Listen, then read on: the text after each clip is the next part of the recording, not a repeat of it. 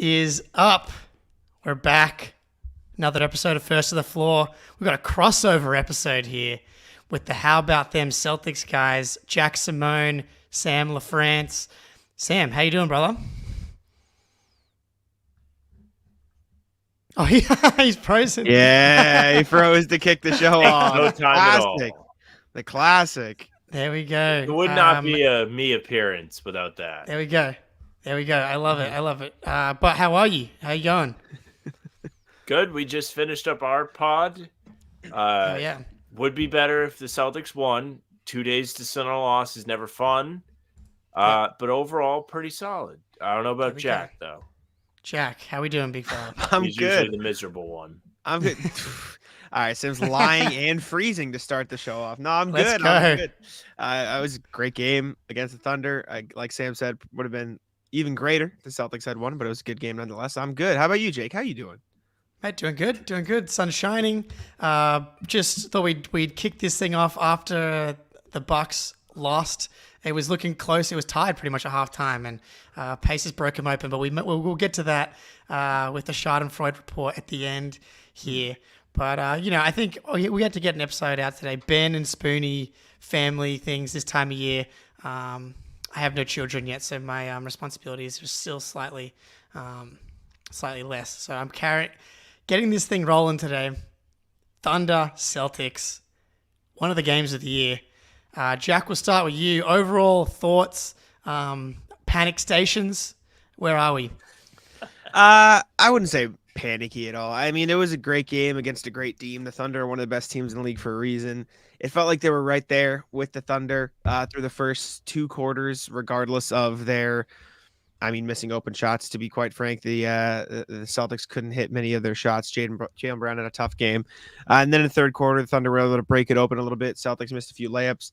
OKC brought it out in transition, kind of piled on from there. But I credit the Celtics for powering back in the fourth when all hope looked lost. I don't know. I just kind of chalk it up to the Thunder were as close to perfect as you could be until the Celtics made that run in the fourth. Celtics made a couple mistakes and the Thunder were able to capitalize on it. This isn't a game I'm ready to panic about, though. It was two good teams. Thunder played very well. Celtics, I thought, even despite their struggles, played pretty well. Just the Thunder got the edge up in this one. Yep, all fair. Sam, where are you on this one? So I agree. Like, this is a really weird game because on one hand, like, it is like a what are you going to do type game because OKC could not miss for a lot of the game. Oh. But at the same time, it's like, it would have been sick if the Celtics got stops. Yeah. And also if they finished off the comeback, there is that lingering frustration of, oh, wow, like they were right there. They could have got over the hump if they made free throws or made layups or, pick out your like little gripe of the game. If Jalen gave them literally anything or Jrue Holiday wasn't the absolute worst, like you could go on and on about this, that, the other. But at the end of the day, you played a really good Thunder team, a Thunder team that has beaten Denver, they have beaten Minnesota, they have now beaten you, and they are on a 5-game win streak. So it's nothing to be ashamed of. It didn't feel like a game where the effort wasn't there, which is usually where I get kind of mad. I'm like, oh, that kind of sucks. Like, hate when like they just give up offensive rebounds or turn the ball over or take dumb shots. And there really wasn't any of that yesterday. Like, it was a pretty under control Celtics game. They just got beat. They got beat. Yeah, it happens. Absolutely no shame in yesterday's game. Like the East-West crossover games are always tough. I feel like when a big Western Conference team comes to town, we often get the win, and going out to the West is always hard. Like the Thunder are as hot as anybody in the NBA right now. I mean, they are. Every podcast national-wise is talking about the Thunder today. I've been on the Thunder team. Like they kind of have it all. They have the star player. They have the elite defense. They score with anybody every single night. So like this loss, absolutely nothing to be concerned about. Especially you mentioned some of the things that could have easily gone the other way. You get a Mickey Mouse game from bloody Josh Giddey, Australia's, I'm not going to say finest, probably not the right year to use that word. Tough 2 months for Josh Giddey. Yeah. We're not yet, and especially for him to come back and do that to his fellow Australian like myself. I liked the game plan coming out. like I actually kind of tweeted that out. Like I wonder if they put Porzingis on Giddey and let him roam. You can kind of switch everything else, and they did go for that. The problem was Josh Giddey knocks down those 2 threes. He has confidence, and like that's the second time all year that he's made 4 threes. Oh, don't tell me that. I didn't need to know that. Yeah, I was literally just about to be like, it gives me PTSD to the last year game in OKC where the Celtics got steamrolled and he made every shot. Oh, I didn't need to know that. Now I'm more mad. I'm sorry. Yeah, the other time he was 4 for 8, so he even did it on better efficiency tonight. Yesterday. The good news is he actually is 2 for 2 from 3 tonight. So I don't know if that helps or makes it worse. But so you get that from Giddey, which is just a complete outlier game. The Thunder are one of the other best 3-point shooting team in the league, pretty much so far. So you don't want to say like they had an outlier shooting game, but they did go 45% from 3, but like that third quarter, they shoot 66% from 3. They come out hit 3 straight threes, and it was just kind of an avalanche. And by the time they had kind of become normal and returned to earth, it was hard for the Celtics to get back in the game at that point. SGA though, I mean, they kind of threw everyone at him except for Tatum late. But I mean, going into the game, did you have confidence that we were going to be able to slow him down? Were you surprised by the lack of effectiveness by both Derek and Jrue? I'll throw it to you, Jack. It was tough. We got asked in our pregame show, like, do you think the Celtics should try to slow down SGA or slow down everyone else? And it kind of felt like we both said they shouldn't have to. They're good enough to contain everybody. And that obviously didn't work. It felt like the game plan for most of the time was let some of their non-shooters shoot. And like you said, Giddey just happened to have a great 3-point shooting game, which was tough. But I think the Celtics, for the most part, were comfortable throwing one body at SGA. That clearly didn't work, right? Like SGA is probably the best in the league at driving to the hoop. Jrue Holiday is one of the best defenders in the NBA, as any player in the league will tell you. But even he just couldn't keep up with them. SGA would get to the side by 1 step, take 2 steps, and just be gone. Like his ability to control his speed is ridiculous. I said to Sam, I think SGA is the best player the Celtics have played yet this season by a pretty wide margin. I know they've played Embiid and Edwards and all this, but like they've had answers for some of those other guys. They had no answer for SGA. Even when they put Tatum on at the end of the game, they were having to show help, show 2 bodies in the lane, and it was tough. SGA was on a different level, and it's tough to stop him. As much as it sucked that Jrue Holiday had an off night, especially on offense. He wasn't great defensively, but there's only so much you can do against a guy like SGA. And I mean, he is, at least in my opinion, the MVP of the league right now for a reason. Whoa. Okay. Throwing it out there. There is no MVP. Better time. I did say this, Sam, for you just quickly for a second. I said this on our podcast, I think 2 or 3 days ago, that I thought SGA was the MVP of the league. Yeah. I mean, you saw what he could do. He had 33 points on 14 of 19 shooting in 3 quarters against the Celtics. That's insane. Yeah. That's nuts. It was a crazy game. Yeah, dude. I don't think that's crazy at all. But I mean, it's just to say. I mean, like Embiid, Jokic, he's right there right now. Absolutely. And like SGA and the Thunder have been my favorite team to watch outside the Celtics. Like I've probably watched like half of their games, I'd say. And every night I'm like, this guy is awesome. I love watching him. It feels so different when that guy plays against your team though. It's similar to how I felt and feel about Steph Curry, like always one of my favorite players to watch. And now every time Steph Curry does his thing, I'm like, oh, it's not quite as enjoyable as it once was now that he's ripped a ring out of our cold, dead hands. But and it didn't feel quite as bad as that yesterday. But like he is unstoppable, getting downhill and slithering through. Yeah, someone in the firstly, happy birthday, Phil, Aussie Phil, legend in the chat here. Happy birthday. Crack a beer, Jake. It's my birthday. I literally just finished a steak and potatoes, which is because I'm a grown up, I can eat whatever I want, and I just went for a big steak and potatoes, home cooked at lunch. But happy birthday, Phil. Like, I mean, you've kind of been first to the floor since day one, so appreciate you and happy birthday. Don't go too hard tonight. It's only, I guess it's Thursday. You can do whatever you want. But yeah, Sam, SGA, now that you're back in here, SGA MVP. Better basketball player than Verizon is Wi-Fi provider, that's for sure. I will say this, and I said this to Jack before the Thunder game. The Thunder do not have anybody on their team that I hate quite yet. mostly because their team is very young. So I haven't had a lot of opportunities to develop a distaste for a lot of their players. But SGA still has not done that to me. I respect his game. I think his buckets are honorable, as they say. I respect that he has kept the mid-range alive. I think that's very fun. It's an interesting wrinkle to his game where he makes you have to actually think when you guard him, and he keeps you honest. And I enjoyed watching it. I mean, obviously, like you said, when they do it to your favorite team, it sucks. It's not what you want. But he's just like one of the league's best. He's looked at that way for a reason. And we all kind of got a taste of it yesterday. It sucked that none of the all defensive caliber guards the Celtics had any answer for him. But it was really cool that Tatum was like, hey, let me take care of it, and actually did. Yeah, I mean, that's the best. Someone mentioned this tweet here. Noah from Celtics blog popped this one up earlier today. She's been on it with all of the Celtics content from other podcasts. But over the summer, Holiday named SGA as his least favorite player to guard in the NBA. Just saying he hates it. It's like, Jrue, you should have said something, dude, before the game. We could, in the locker room, hey guys, not me tonight.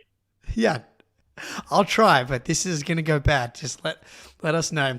That would have been really helpful to know beforehand. But Tatum, man, I mean, maybe you see them get to that a little bit earlier, but the fact that he took the responsibility, and Abby Chin reporting after the game, he requested the matchup in the fourth quarter. Again, if they don't go quite scorched earth in that third quarter, maybe the game's close enough where we're having a bit of a different conversation, and Tatum's having this two-way superstar kind of lock down the MVP offensive player of the year type of narrative. But it was just a little bit too late. There's a great stat here from Max on Twitter. Jason Tatum is allowing just 0.571 points per possession defending isolations, which ranks fourth among the 96 players that have defended at least 25 ISOs via synergy. Jason Tatum liked that tweet, by the way. So Max has been doing the Tatum propaganda good five for years now. And so we love to see that. But I love Tatum taking that responsibility and it's a little sports cliche. Coach, give me the matchup. Joe maybe should have been the one to suggest it earlier. But I love that. I mean, of all the guys on this team, I've said it before, if I want to lock up one guy on one possession, I think Tatum has the broadest capability, 1 through 5. I mean, if it's Jokic Embiid, you throw an Al on there, but shiftier guards, I think Tatum does well, the Halliburtons and Shays, the Jimmy Butler, he guarded incredibly well. Kevin Durant. If I need one guy to get a stop, it's Tatum. And I wonder if on this team, the best version of Tatum, once you get to the playoffs, is a slightly scaled down offensive version, and you just up his offensive responsibilities, because Porzingis, he's the offensive ceiling blaster on this team. Derek White being the new initiator, Jalen and Jrue still doing their thing. And you just, not a lot, Tatum's still obviously going to have the ball in his hands, but does the usage come down 2 to 4%? And it's game 1 against Miami. And instead of waiting until game 4, it's game 1, Tatum's primary matchup is Jimmy Butler. Yeah, I think this isn't the first time you've seen it either, because remember last year, the Grizzlies game, I remember Tatum did a similar thing where he was I'm guarding Ja down the stretch here, and they actually won that game. It was a really good one. I would say pretty similar to this Thunder game, although the Thunder team is probably a bit better than those guys were at that point. Mm-hmm. But it's tough because you want Tatum to be the offensive focal point, and he was that against the Thunder, and he did a great job at it too. I mean, he had 8 points, 3 rebounds, 4 assists in the fourth quarter on 3 of 6 shooting. He took over that game on both ends. Yeah. It is just very, very big ask for a player to do that for an entire 4 quarters, especially against a player like Shai, who is going to attack whoever's in front of him, regardless who's in front of him. There's not a player in the league that he won't just go at because he is that good. And so, again, like y'all both said, you wish Derek White or Jrue Holiday could have done a better job. I don't completely fault them. It sucks, and you want them to improve in the future. But SGA is SGA for a reason. And I guess the way to combat it is length, right? Like Jason Tatum is quick enough to keep up with him, but he's also long enough to stay stride for stride with him. And Jrue Holiday and Derek White just aren't. But asking Tatum to do that for I don't know if the Celtics would have made their comeback if Tatum was guarding Shai for all 4 quarters, because I don't know if Tatum would have been able to be as effective as he was offensively by the time they needed him to. It was just such a tough game.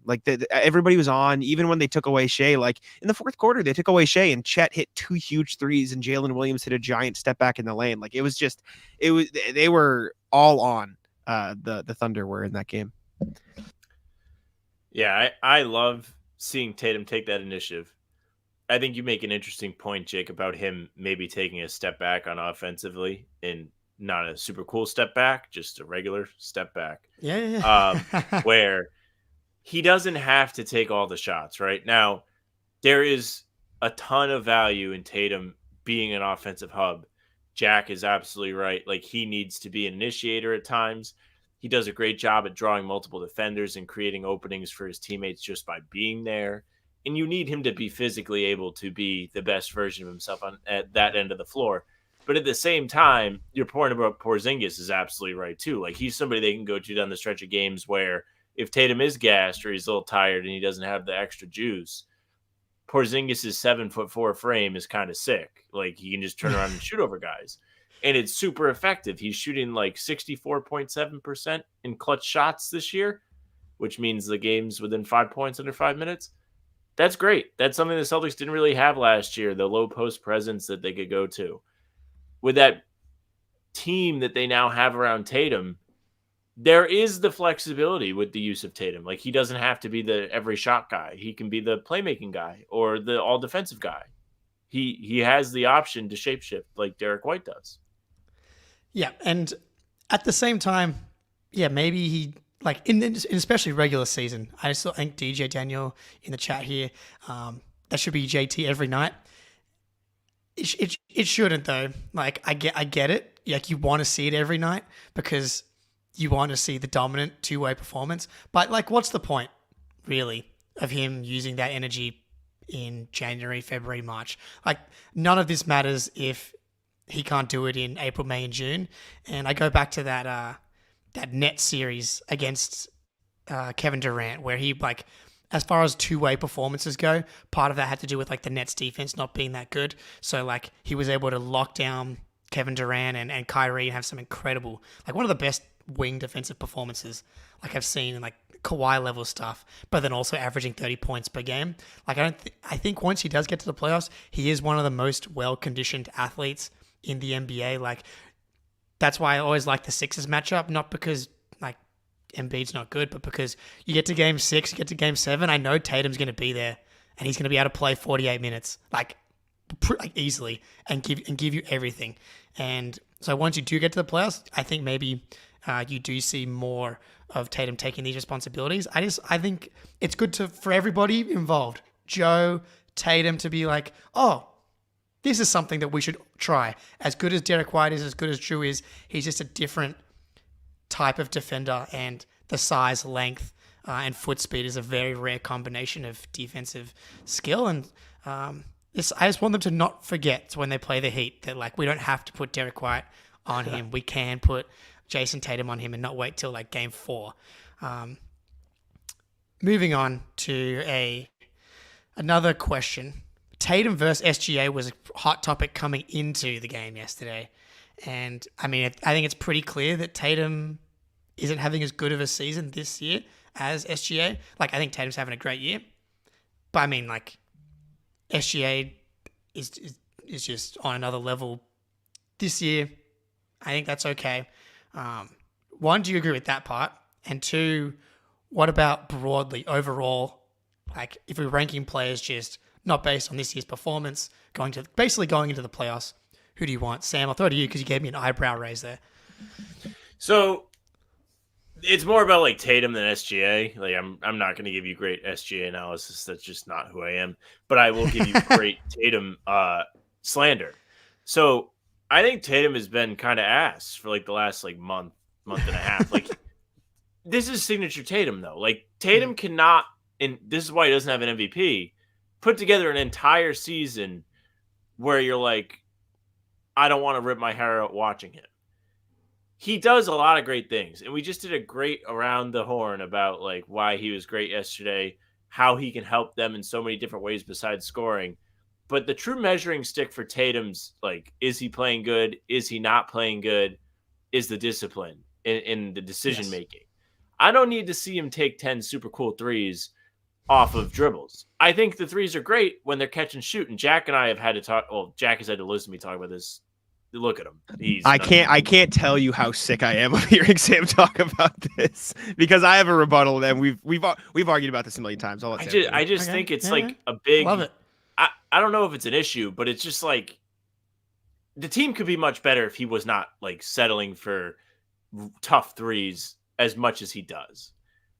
The threes could come down to maybe like 6, 7 a game. I mean, he took 5 yesterday. Like, it was a great game for Tatum. Made a lot of great decisions. He got a lot of good looks. He made great plays for his teammates. He hit the glass. Like, he played defense. It was an all-around great game, and he didn't have to force the issue on offense. And Jack's rebuttal of this, which is a great point, is the team has to do more to put him in positions where he doesn't have to do that. Like, the play calls for him need to not be, hey, go get yours. No, it's like, oh, okay, swing it, move around, cut, do something without the ball. That's where we have come to a middle ground of where they can improve on this, and I think it's very fair. But the sidestep threes make me want to pull my hair out. And as far as SGA goes, he seems to be very distinguished and pinpoints his spots and does a great job of getting there, and also that burst is unmatched. Yeah, I'm actually with you, Sam, and I've been someone who's been saying similar stuff for the past 4 to 6 weeks. And it's when you're talking about Tatum and how good he is and how good he can be and how good he has been, it's like razor thin nitpick stuff, because when you're talking about guys that are in that top tier, top 5, top 7, like a very slight 5% here or there is the difference between being like a surefire first-team All-NBA guy and not being that, really. And it's like it's 3 shots per game to me, maybe even 2. It's like if he trades those 2 bad ones that we all know that he has and turns them into drives, that's literally the difference right now. And yesterday he did it. My favorite example is the game 7 against Philly where he had 51. He took 3 3-point attempts in that first half where he goes off for 25, 1 for 3. Like, it's a completely different player. You can call it coasting. And again, like, maybe he just, instead of taking those 2 shots, just go stand in the corner. Yes, that's valuable. It's like, that's more valuable than let Derek White and KP run a pick and roll than you jacking. And like, not all the pull-up threes are the same. I think it's important to distinguish. It's like the ones where you come off a screen and like the guy's playing drop, like it's wide open, that's fine. Like, there's some obvious ones, the low dribble stuff, but like, you know it when you see it. It's like a few things in this world. You know it when you see it and hear it. And the bad Tatum pull-up 3, you know it when you see it. And we actually made, I thought, the only one really bad one he took yesterday, like that, like the end of quarter one. Right before half. But then he said, hey, watch this at the end of the third quarter, because they had to they had to make sure they got a 2 for 1. Yeah. Which is also bogus, fake. No, they should never do it thing. Jack, we'll let you respond to you because I feel like I can feel your angst through the screen here. Listen, like I said, I've argued with Sam about this a million times. I don't like the pull-up threes. They're bad shots. They're objectively bad shots. I'm not arguing they're good shots. My biggest thing is, one, and I think the Celtics did a lot better job at this, last night against the Thunder. I think they need to work to get Tatum more shots within the flow of the offense, because almost every time he gets the ball, it is, let's clear out and let Tatum work. But more importantly, let's clear out and do nothing. You look, anytime Tatum has the ball at the top key, no one's moves. No, not a single person moves off the ball. It is Tatum, you're going to do what you need to do. Go get a bucket. And while I do think he can turn some of those into drives, we know he can shoot them. And the reason I'm okay with 1 or 2 of these step backs game is because we know they can go in. And they've gone in huge spots for the Celtics before. The same like Philly game you mentioned, like he had a couple of those to completely close them out in game 6 against Philly. He had a couple of huge ones. So I'm okay with him taking a few of them where they have to flow of the game. I think the most important part is don't take them in big spots if you haven't been making them all night. Like don't take them in the fourth quarter if you've gone 0 of 6 or something. Like you pick your spots, sprinkle throughout the course of the game. I'm okay with a couple of those step backs. And I think they've done better at finding him spots to hit his threes and play off the catch. But the reality of the situation is Tatum sees more pressure and more bodies than anybody else on the Celtics because he is the best player on the Celtics. And so it is hard for him to get open threes because no one's going to leave him at the 3-point line. And so I'm okay with him taking a couple of those pull-ups throughout the game because those are really the only threes he can get. And I think the Celtics as a team have to work harder to get him those shots. I do think he should drive more and could be better, excuse me, if he gets a couple more drives per game. But we know he can make them. And so I'm okay with a couple of them throughout the flow of the game, depending on where they are. Yeah, I agree. Like he's taking 5.6 per game. If let's make it 3.6 and he can take one more drive or one more post up. And like, I really think that would make a huge difference because he's taking like 19.5 field goals per game. If you just take 2 of those away and make those like clearly more efficient plays. And also it's just more about like enforcing his physicality on the game. And again, I do think this is a regular season thing. When the game like matters, I do think that he doesn't settle anywhere near as much, which is why like when you see a game like yesterday when he's taking it a bit more seriously, like he got into the mid post, nice kind of mid-range fadeaway against SGA, got to the line 10 times, which is like, he hasn't been getting to the line as much this year, but in like some key spots where he's needed to, he has. And so yesterday he gets to the line 10 times. You can just, it's like very obvious the games where he's playing playoff kind of style and regular season style. And I'm actually okay with it. And it's probably a little bit of a difference between SGA and Tatum where we got a little bit off track there, but it's like, I feel like a lot of guys, it's like we got to see it in the playoffs first. And we haven't seen Shai do it in the playoffs yet. So this season, Shai's having a great year. He's going to be top 3 MVP. Season ended today. But, you know, he hasn't done it in the playoffs. And for whatever reason, Tatum's playoff success never seems to count in these kinds of conversations, despite having like one of the most historically successful playoff resumes for a guy that's 25 and under. And I think a lot of that has to do with the finals performance in the against the Warriors, which, you know, LeBron James didn't have a great performance in the finals when he was older than Tatum, when Tatum was like 23. And it's like, can SGA go sweep Kevin Durant and the Nets, who a lot of people picked against the Celtics, toe-to-toe with Giannis and the Bucks defense, who was like one of the best defenses in the league, the Heat, who had one of the best defenses in the league, 7 games, and then play the final boss against Draymond, like one of the best defenders of all time? Like, it's just, okay, yeah, he struggled there, but those first 3 rounds should count because he was incredible kind of from start to finish. And it doesn't feel like he gets the credit for it, but in these types of conversations where people are like really ready to move SGA ahead of Tatum kind of overall in the NBA. It's funny because his whole like ascension was because of playoff success. Like he was a rookie and everyone was like, wait, why are the Celtics in the conference finals? Oh, this guy Tatum's pretty good. He's doing a pretty good job at like kind of like dragging him through the mud after Kyrie and Hayward went out. What's going on here? And then the bubble was some of the best ball I've ever seen him play. And, you know, going forward, you saw, I mean, the weird no fans in the stands season sucked, but the final season, like you said, great playoff outings to get there. Last year, steps up in big spots. I mean, he was terrible in Game 6 against Philly, but he sure stepped up when the game was on the line. Game 6 against Milwaukee the year before, and then, of course, Game 7. Like, he shows up in big games. I don't think anybody doubts that, or at least they shouldn't. It's not fair. Weird side note, I think Tatum as the roll man would be pretty sick every once in a while, too. Yeah. Just to Jack's Yes. point. Yes, agreed. They do it not quite enough. Like, it's more like Tatum trying to find the roll man. It's like, use Derek White as the passer. Jack. Yeah, like Tatum's quick decision-making on a short roll, it would be unmatched. Yeah. Like, he's quick. Like, he makes good reads. There's no reason not to use it. They went to it with Pritchard in the short roll yesterday, which was a new one. And even... Pritchard a dog. That was something. That was cool. Alrighty. I think we can move on here. We'll do this ad read, and then we'll kind of touch on some other stuff part of the game. Score early this NFL season with FanDuel, America's #1 sportsbook. Right now, new customers get $150 in bonus bets with any winning $5 moneyline bet. That's $150 if your team wins. If you've been thinking about joining FanDuel, there's no better time to get in on the action. The app is easy to use. There's a wide range of betting options, including spreads, player props, over-unders, and more. So visit FanDuel.com/Boston and kick off the NFL season. FanDuel, official partner of the NFL. All right. Well, I know I gave out the Pistons 2 games in a row here, which I should have known I was flying too close to the sun when I picked the Pistons again against the Rockets. Yeah, but they were close, and then they lost by 25. But Nuggets Warriors tomorrow. Nuggets in Golden State. I like Golden State +3. Nuggets kind of just doing whatever right now. Golden State's playing pretty desperate. They had a really nice win yesterday against the Magic, which I enjoyed, and they just can also find a way to lose games like down the stretch at the moment with their turnovers. I think it'll be close.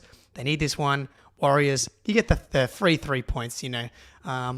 Hopefully no one's keeping track of my record here because I think we're starting to dip kind of below 50% pretty easily.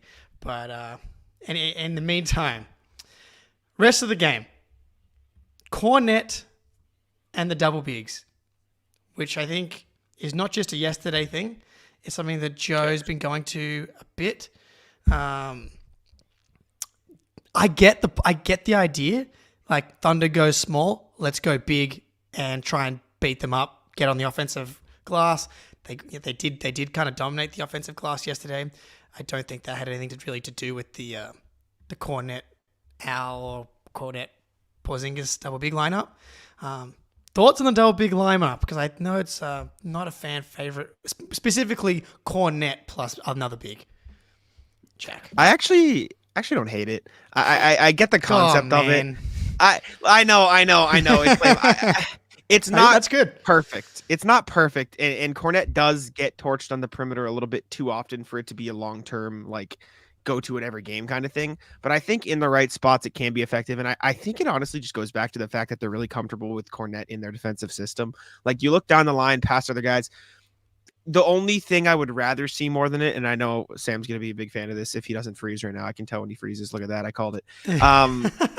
The only thing that I would like better is maybe just throw Shai Brissett in there. And I know Sam's a big Shai Brissett guy, and so I don't mean to steal his thunder, no pun intended, if that's where you're going to go. Hey. But I'm not a huge I don't dislike it as much as other people do because I kind of see the effectiveness of it. There are obvious limitations, and I might rather see Shai Brissett slid in, but I actually didn't think it was the end of the world because, like you said, it was kind of you go small, we go big. I don't know. I'm pretty wishy-washy on it, I guess. Well, I think Cornet's been pretty good for the most part, if you can hear me, this year. He's done a really good job being the third string big guy. That's what he is, the third string big guy. I also think his game is different enough from Al Horford and Porzingis to where you can get away with putting him in there, especially on offense. Also, I got to talk about this. I'm sorry. Come on, go for it. Daniel Tice is one of my favorite guys. But when he was here, people loved to hate on him. Now that he's gone, everyone's like, bring him back. He won't get burned on defense. Like, if he was here, people would be saying the same thing about him that they say about Cornet. Why are they playing this guy? Really not good enough to play real minutes. They need to trade for somebody. Trade for Andre Drummond. I was going to say Andre Drummond. Yeah. I was going to say that. Everybody wants us to trade for Andre Drummond. Here we go. DJ Daniel's consistent. Look, it's in the chat still. She still hates Tice. Sam and I agree on this point, and I know he's going to think the same thing. Picking on the third string big guys where we're at, like what are we doing? Like why is that? Like I just I love Cornet. Tatum material. Just pick on that guy. I'm a huge Cornet fan. Spoonie last episode coined the phrase the corn hub because he's just been doing a great job. As far as third bigs go, he's been fantastic, especially the last two games coming into tonight, averaging 16 points, 6 rebounds. He makes quick decisions, but as the lone big is when he's the most successful. You put him in positions to succeed. Put him in drop. He can't switch. Just you play bend, don't break defense with Cornet. Be tall, get him in position to rebound. On offense, he's become like a really, really solid pick and roll partner. So don't put him on the court with Al, where spacing then becomes more of an issue. I think you simplify when it comes to Cornet. It doesn't make sense to me to try to do the double big thing because I think double bigs is great. Porzingis and Al. Cornet, not so much. But Brissett, I was the Lamar Stevens guy coming in. Don't think I'm going to get my dream's going to come true on that one. I think that ship's pretty much sailed. If it's going to be anyone, it's going to be Shai Brissett. they should have absolutely tried to match them small for small yesterday. Like, they have the horses to do it, and Joe, I hopefully learns from it for the next time that we match up against the Thunder, or just I want to see the small lineup tested out a little bit more. Like, we only have really seen it properly once in that Magic game after they came off the back-to-back against the Cavs, and it was like Lamar Stevens started the game, and otherwise we haven't really seen it for extended minutes. But I think this team has the skill and like the positional size to actually play small, quote unquote, Sam. I'm telling you right now, O'Shea Brissett, if they get him firing from the 3-point line, is going to be the found money.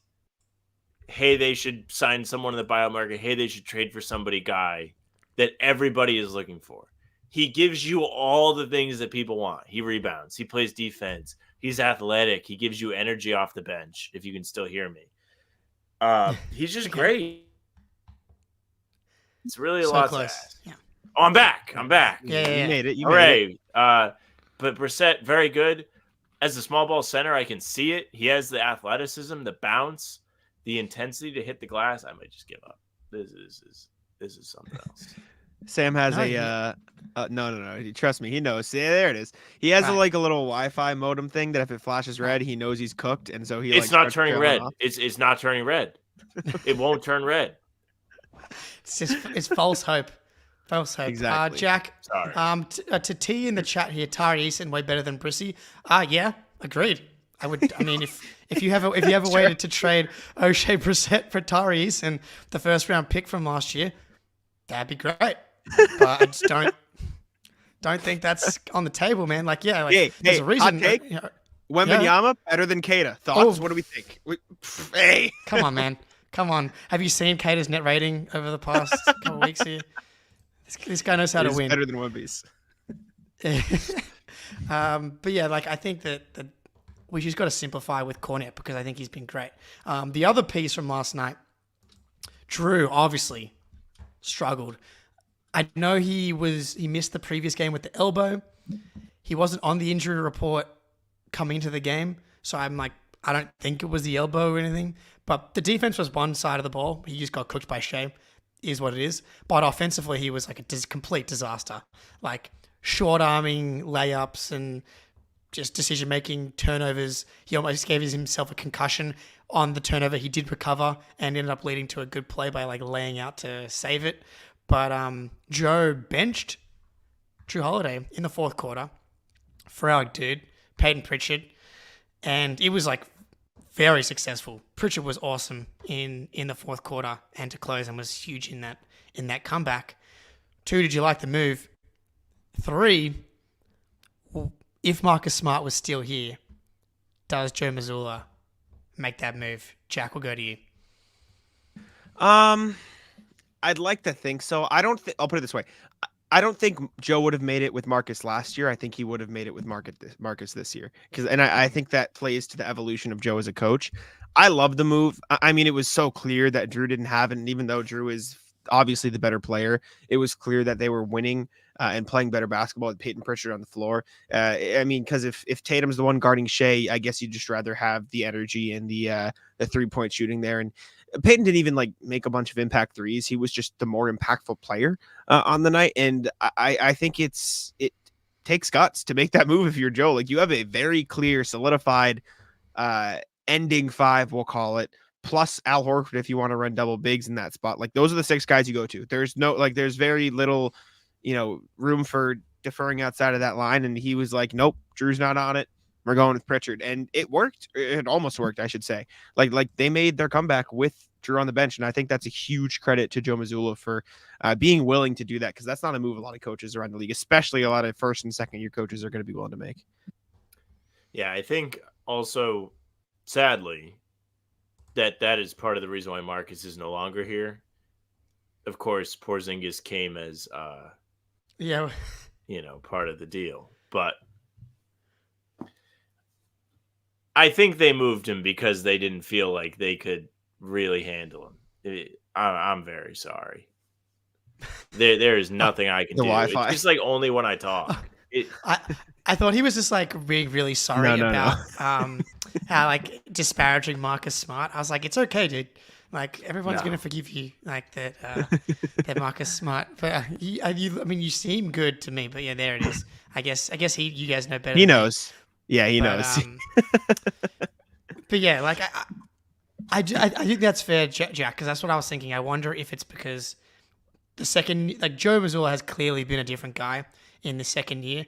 Like, no question. Sam, go. I think you're back. So I think this is your chance. Nah, I mean, I think they got rid of him because like he was button heads with Joe. I just think that was part of it. I'm not sure if Joe would have kept him in the game. I think benching the guy is always the right move if somebody else is playing better and it's going to help you win. That's just part of coaching. That's part of reading the room. That's part of making the right decision. I also think, despite the missed bunnies coming with the left hand, the sprained elbow is definitely affecting Jrue, because this is the first like really bad Jrue game we've seen in a while. Yes, it's like the Timberwolves game. He has been very solid than this internet, for sure. I don't know. I'm done. All right. I'm done talking for now. All right, we'll leave him. But yeah, no, Jack, that's true though. I mean, I literally posted Jrue Holiday propaganda the morning before the game, being like, he is the unsung hero of this Celtics season, or like of this like dominant stretch. Yeah. Like, you know, the going back to the post Pacers run all the way through yesterday, he's been kind of an unsung hero and how consistent and dominant he's been on two ends, like 13 points per game, 61% true shooting, 4 assists, like 2.4 assist to turnover, 15% usage. It was just like consistent every night, solid glue guy, perfect fifth guy for this team, spot ups, doing it all. And this is the first time it's popped up. It does make me a little queasy, like thinking about the playoffs. Like Bucks fans think they kind of been like, this is what happens. Obviously, it's just one game, but it's popped up in two close, big games, important games. Granted, the T-Wolves game wasn't as big at the time. Like the T-Wolves hadn't really taken off back then. But yeah, something to keep an eye on, I think. And but I'm not really worried about Jrue, just because like he can only do so much damage in this role. Like when he's your second best player, then yeah, if he goes destructo mode, then you can't bench him. Whereas like we can bench him, or it's just like stand in the corner, dude. Just chill. We'll switch you on to a power forward. But yeah, so the Jrue being benched for Pritchard, I thought was beautiful. All right, we'll close this one out here with our favorite. Comment. Which one here? This is like, where are the cameras? Just which, we can still hear you. Just which comment are you talking about?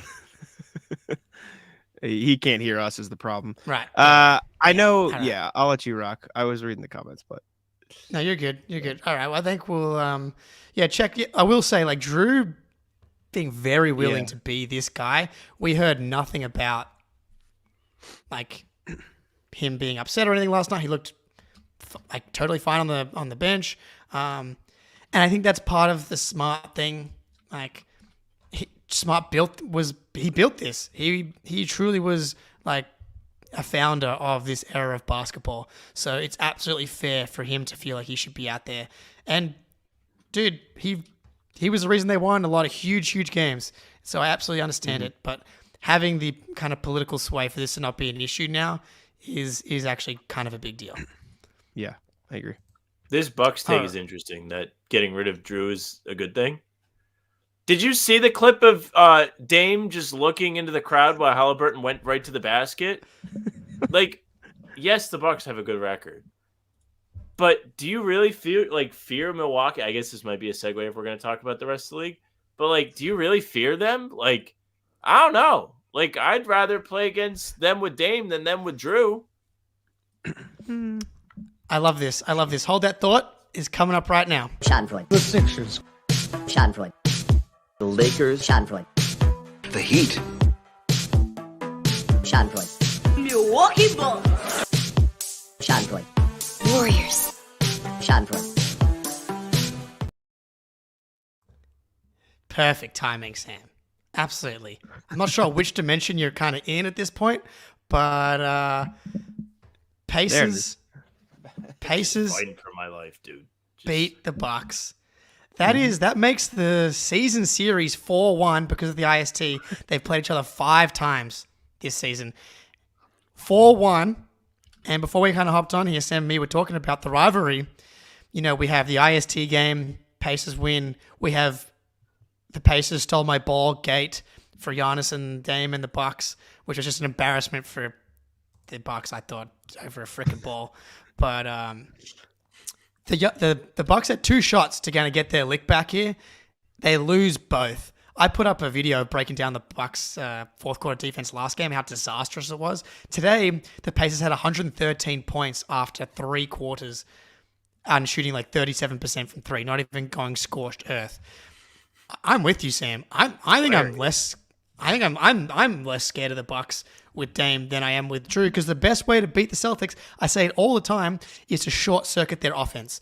Last night was like an absolute outlier where the Celtics offense was still pretty good and they lose, like hence why the Celtics, that's their first loss, where they shoot 33% or better, undefeated, first loss, which is an awesome number.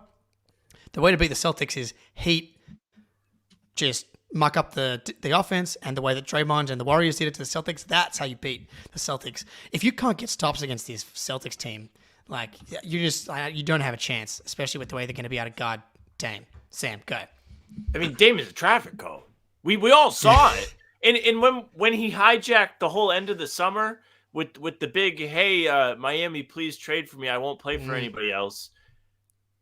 The whole thing was like, well, if not Miami, where else is he going to go? And the Celtics kept getting thrown out there. And I was like, why should the Celtics want this guy? He's 30. What is he, 33 now? He's making $60 million. Yeah. And he just like is going to continue to make more and more money as he ages. And even from an offensive standpoint, the athleticism is a big part of his ability to be effective. It's only going to get worse as he gets older. In defense, based on athleticism, it's a big part of it. Also, judgment and predicting what moves they're going to do, whatever. Older and you're not mobile, it's not going to get better. Jack, I think teeter-tottering. I got it. Yeah, listen, I think defense is just as important, and I think the Bucks with Jrue Holiday obviously are a much better defensive team. I don't want to say worried. I think the Celtics are a better team than the Bucks. They're more well built, but I think the pick and roll between Dame and Giannis is really going to shine in the playoffs and could be one of the most difficult things to guard for other teams, especially when offenses get more focused and you go to your one action over and over and over again instead of trying to diversify things. I would still rather play the Bucks than maybe some other teams that have a more direct path to like slowing down the Celtics offense.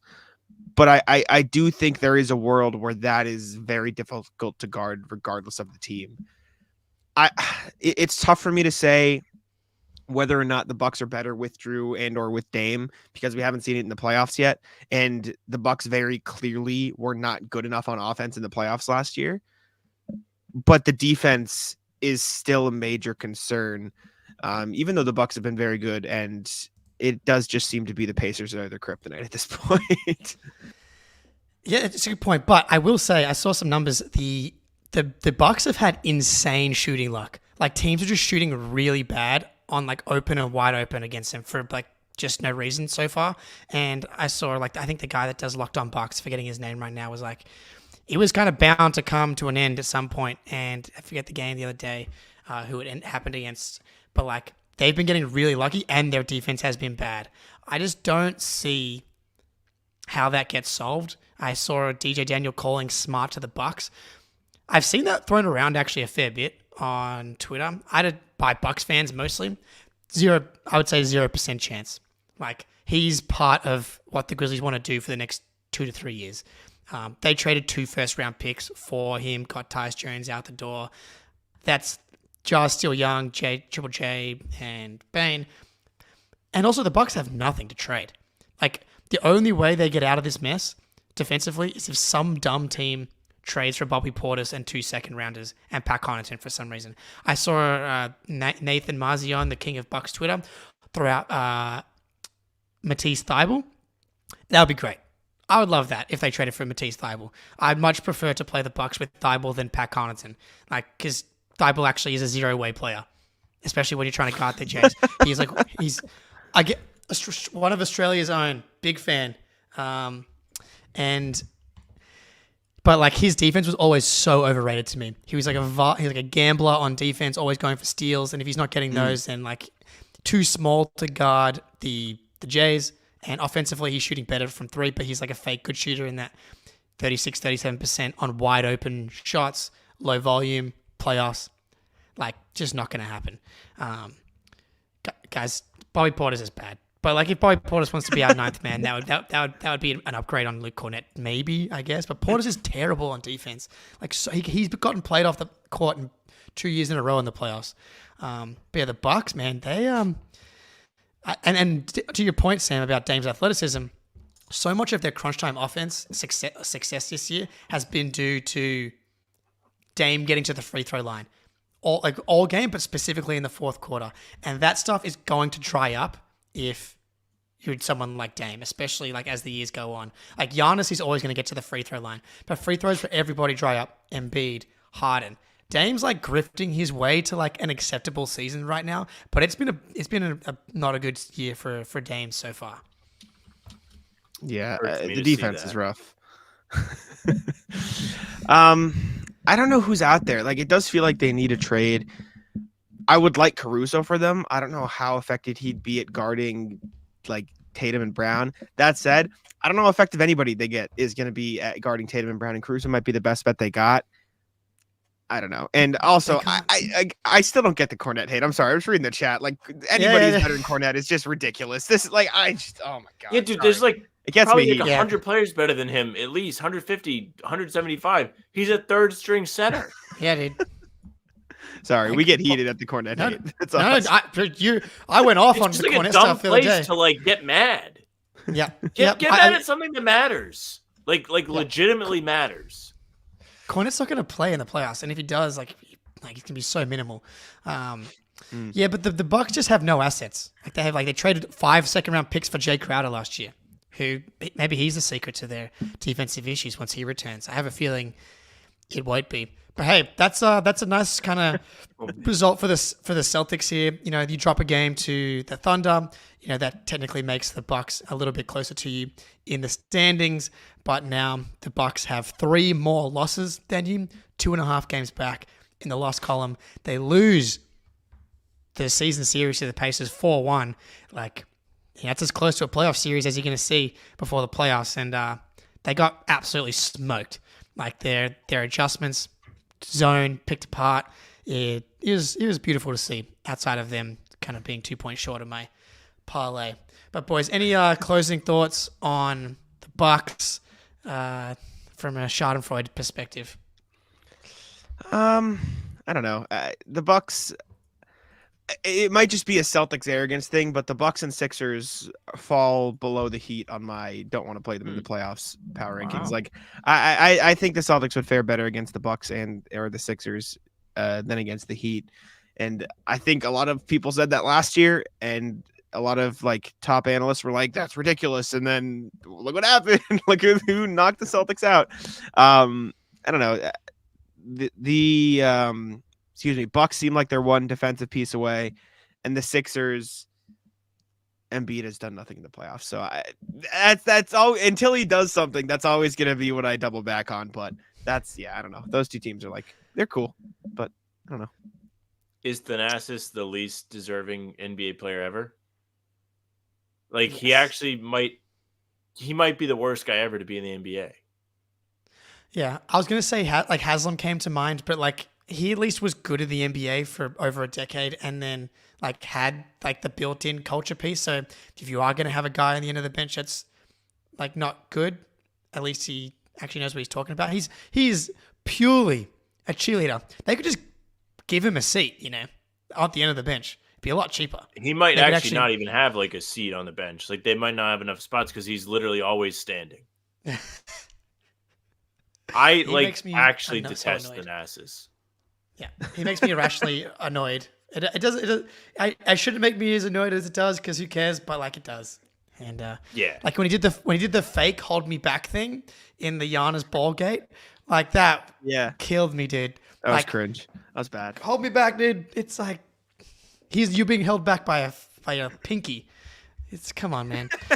All right. Dudes, appreciate you guys hopping on. Everybody check out How About Them Celtics. They're live all the time. Pre-games, best pre-game going out there. Anything else to plug, fellas? I think you got it. Just how about them Celtics? We appreciate you. Subscribe to Don't- First Floor, though. Don't choose Verizon to provide your Wi-Fi or like, If we I learn actually, anything, like, despise that. Like I'm like legitimately so mad, and I feel terrible that I was like unavailable Oh. for the second half of the show. dude, it's totally fine, and it's not your fault, and it's bullshit that you can't just pay for something that it should just be a human right at this point. I would like to take a baseball bat to this little thing. Like, There's nothing more infuriating. Yeah, I'm with you, man. Anyway, Legends, Celtics blog playback room will be back again for the Jazz game. That's been super fun. I've got to actually go make the highlight video of us being sad. Actually, it wasn't even that sad watching the Thunder loss. The Warriors loss was a tough one to go back and experience, but this one was more just like a tip of the hat and respect all around and take the L and move on. Everybody in the chat, thank you, Landon, DJ, Muzz31, T, you're all legends. Monica, man, great names out here. But Jack, Sam, till next time, go Celtics. I love